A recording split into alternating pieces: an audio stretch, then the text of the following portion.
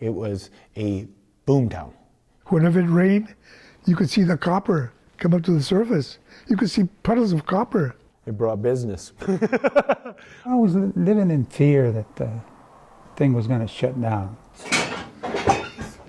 The Irving generator was put in at the turn of the century to provide power to the town of Jerome because it was a mining camp. A portion of that power went down to a newly formed Phoenix. As far as the development of the Verde Valley here, Jerome and copper played a dramatic role.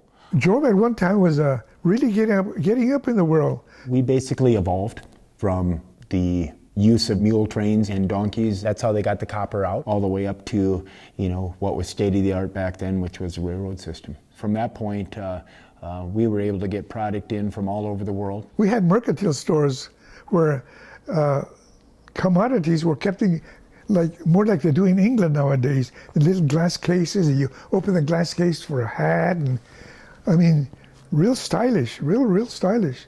Jerome, for instance, had the first J.C. Penney's in Arizona and the second J.C. Penney's in Arizona. Jerome, it lasted quite a while, but the open pit mining there closed in the 1950s or so. In the last couple of years, they were stripping equipment out of the mine and sending it to their other mines. A lot of people started leaving, like in 1950, 51. People were vandalizing them, carrying bathtubs down the street, and it was just sad. It was really sad.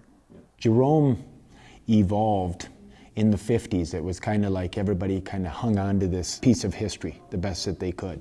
When the mines closed in Jerome, all of a sudden these places became scenic. Well, in the 60s, we got an influx of a lot of hippies that moved to town. The houses built on the sides of hills were just so scenic and so motivational for art. And so we developed a relatively large tourist base, whether in Bisbee or Jerome, for people to come and take a look at. And it started coming back. And we kept advertising it. We have still got the old bumper stickers we used to put on cars.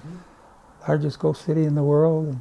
This is like the last frontier for the small businessmen. We don't have no Walmart, no Kentucky Fried Chicken, no Safeway. We're all little business people here, and we love it that way.